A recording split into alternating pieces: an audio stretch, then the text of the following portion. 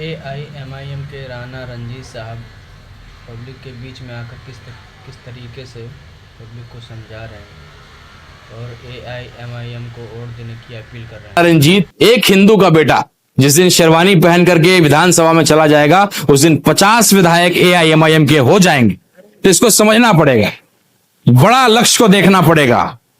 तो मुझे पूरा विश्वास है कि इस काम को हम लोग करेंगे। तो मोटा भाई आने वाले हैं, उनकी तैयारी में इतना ना जाम लगा हुआ है, टेंटबाजी चल रहा है, उनकी स्थिति बड़ी खराब हो गई। अभी आए थे एयरपोर्ट पे मोदी जी, तो अक्सर क्या करते हैं, शीशा गेट खोल करके ऐसे ऐसे करते हैं, लेकिन एयरपोर्ट पे मुश्किल से 100 आदमी भी नहीं था, शीशा तक उन्होंने डाउन नहीं किया। इनको पता लग गया कि यहाँ क्या होने वाला है। इसलिए नया नया नियम, वोटर लिस्ट में नाम डालो, एसआईआर को लागू करा दिया, डॉक्यूमेंट लाओ, ये लाओ, वोट लाओ। तो बहुत जागरूक होना पड़ेगा, किसी का वोटर लिस्ट में नाम न कटे। सब लोग को बड़ा जागरूक होकर के एक दूसरे को मदद करना पड़ेगा। बहुत बड़ी साजिश हो रही है आपके खिलाफ। बहुत बुद्धिमानी से, सब्र के साथ, संयम के साथ हमको आगे बढ़ना पड़ेगा, नहीं तो ये जहर फैलाने वाले लोग फिर हमें लड़ा देंगे। पुलवामा में जिस तरीके से लड़ाने का काम किया, वो तो शुक्र है बैरिस्टर साहब जैसे लोगों का, जिन्होंने बताया, माना, स्वीकारा और दोबारा से बताया कि यहां एक एक मुसलमान भी उतना ही हिंदुस्तानी है जितना अपने आप को एक एक हिंदुस्तानी मानता है, और देशभक्ति के नाम पे कोई सवाल नहीं उठा सकता है। तो ये हमारे कायद की ताकत है, ये हमारा गुरूर है, और मुझे पूरा विश्वास है कि उनके हौसले को आप बढ़ाएंगे। और छोटा सा प्रयास जो मैं कर रहा हूं इस पार्टी के दाग को हटाने का, और लगातार निरंतर करता रहूंगा। आपके भी संबंधी ढाका में होंगे तो उनको कहिएगा कि एक राणा एसआईआर को लागू करा दिया, डॉक्यूमेंट लाओ, ये लाओ, वोट लाओ। तो बहुत जागरूक होना पड़ेगा, किसी का वोटर लिस्ट में नाम न कटे। सब लोग को बड़ा जागरूक होकर के एक दूसरे को मदद करना पड़ेगा। बहुत बड़ी साजिश हो रही है आपके खिलाफ।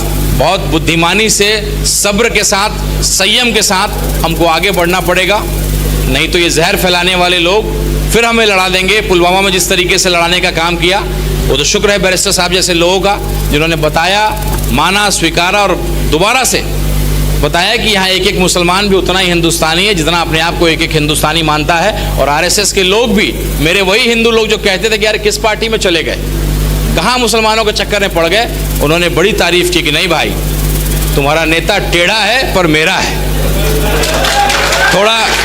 थोड़ा टेढ़ा है पर मेरा है।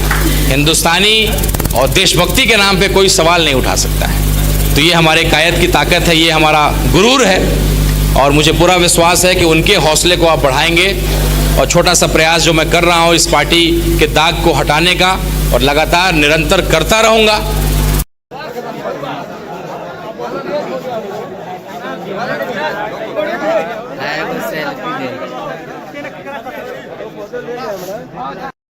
हमारे यादव भाई हैं या गैर मुस्लिम भाई हैं जो अलग अलग बिरादरी से आते हैं, सबको कहना चाहते हैं, एक बार मजलिस को भी मौका दीजिए, हमने सबको मौका दिया, एक बार हमको भी विधानसभा पहुंचाइए ताकि वो अपने समाज की, अपनी और कम से कम मजबूर और मजलूम लोगों की आवाज़ निकाल सकें। देखिए, एसआईआर एक रेगुलर एक्सरसाइज है इलेक्शन कमीशन का, ये कोई गलत नहीं है, उसको हक है इलेक्शन कमीशन को करने का।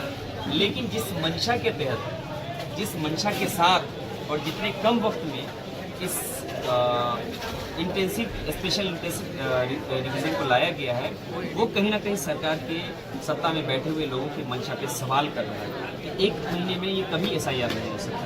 ये खूब जानते हैं वो लोग कि किस मकसद से और किस मंशा से लाया गया है। 65 लाख कमोबेश लोगों का नाम इस वक्त हटाया गया है। क्या ये सरकार जवाब दे सकती है कि अभी से 1 साल पहले जो चुनाव हुआ था लोकसभा का, ये 65 लाख,